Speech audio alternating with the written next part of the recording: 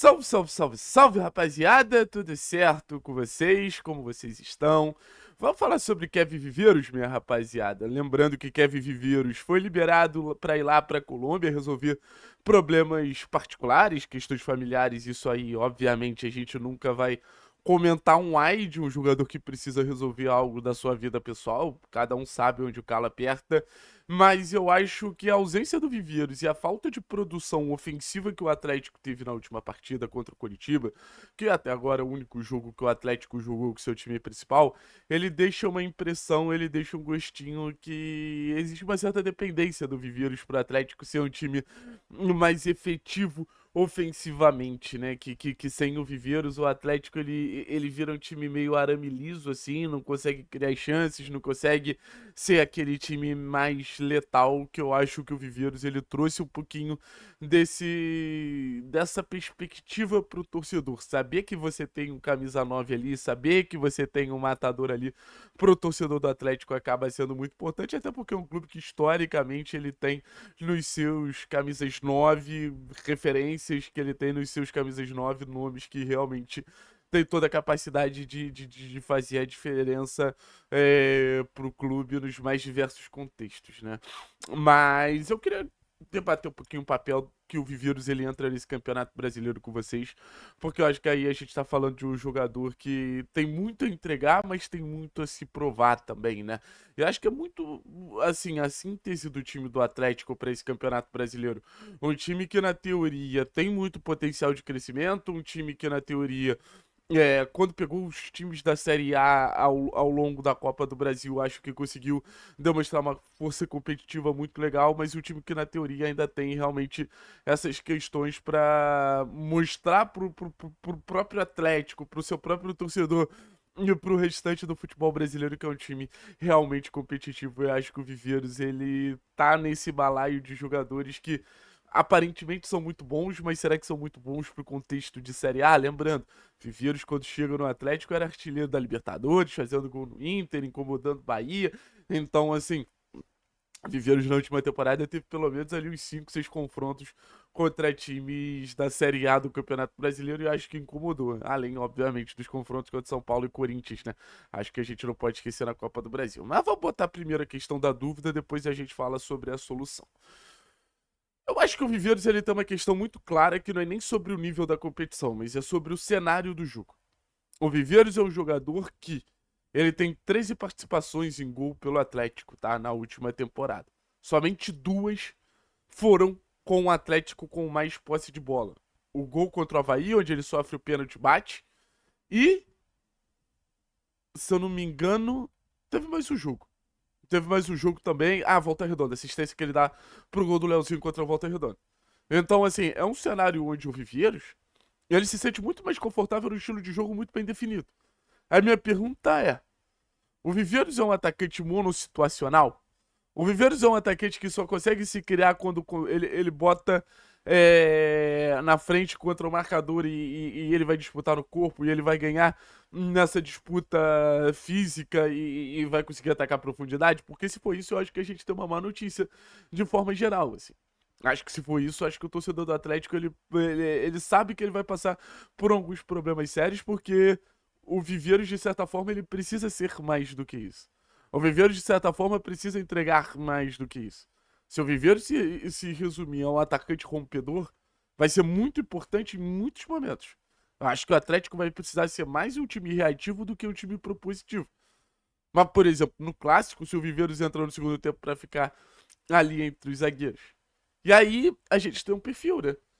Que a gente vê também muito mais o Viveiros participando de gols fora de casa do que dentro de casa, onde o Atlético naturalmente tem um perfil um pouquinho mais reativo.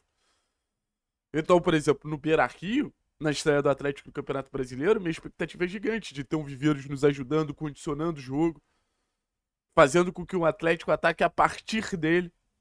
Lembrando, o Inter era um dos times que estava ou esteve interessado em contratar o Kevin Viveiros em alguns momentos. Mas o meu ponto são nos jogos em casa.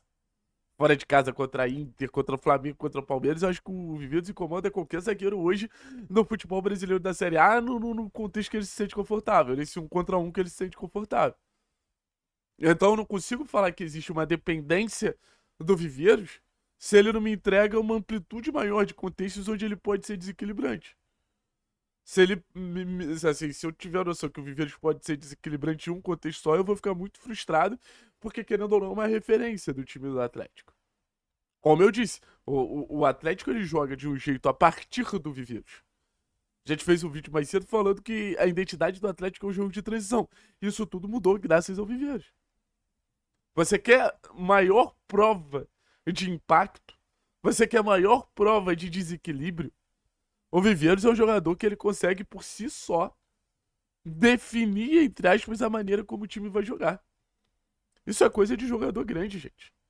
Isso é coisa de jogador grande, jogador de outro nível, jogador de impacto altíssimo. Então, pra mim, o Kevin Viveiros ele precisa ter uma atenção muito clara para não se tornar um jogador limitado. E limitado não necessariamente de não saber o que fazer com a bola, limitado em relação aos contextos que ele pode ser desequilibrante. Porque mediante a tudo que hoje cerca o Atlético, o que dá pra dizer é que a gente precisa do Viveiros desequilibrante o tempo inteiro. E aí vai de quem tá ao redor dele também. Porque aí eu chamo uma jogada específica que tem muito na minha cabeça, que foi o gol contra o São Paulo na Copa do Brasil, onde a jogada se desenvolve pelo lado direito e você tem um Viveiros ali finalizando pro gol dentro da pequena área, como centroavante de área, como centroavante fixo ali. E aí é uma preocupação e uma provocação que eu faço pro trabalho do Odair, que o Viveiros ele não pode ser uma peça que eu olho e eu falo, cara, o time tá jogando através do Viveiros porque não consegue jogar diferente, então é bago pra frente pro Viveiros correr. Porque isso aí vai ser uma prova de limitação do próprio Odairão. Eu quero que o Atlético tenha no Viveiros uma estratégia, não uma fuga. Eu quero que o Atlético tenha no Viveiros uma alternativa, não uma dependência. Porque aí a gente vai virar um time de uma nota só. E se na Série B um time de uma nota só não se cria, imagina na Série A. Então o Viveiros ele não pode ser a fonte de um problema, ele tem que ser a solução para muitos outros. Então, como eu disse para vocês, estou ansioso pro time do Beira-Rio para que a gente possa se defender bem, recuperar essa bola, dar no pé do Zapelli pro Zapelli achar o Viveiros. Esse é o roteiro que eu vejo o Atlético pro Campeonato Brasileiro. E um Viveiros com muita força, com muita capacidade, com muito desequilíbrio para ser um nome que bote os jogos no bolso, assim podemos dizer. Mas isso aí também vai partir, de certa forma, de quanto ele vai estar disponível para não ser só uma peça para o jogo confortável dele.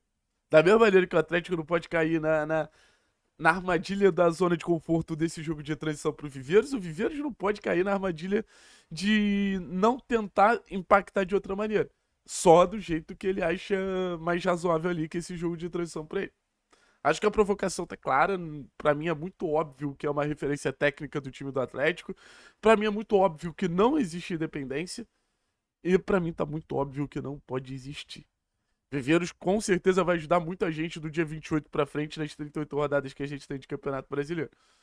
Vai ajudar muito, muito, muito, muito. E eu me apego nisso. Valeu, pessoal. Tamo junto. Forte abraço e abraço.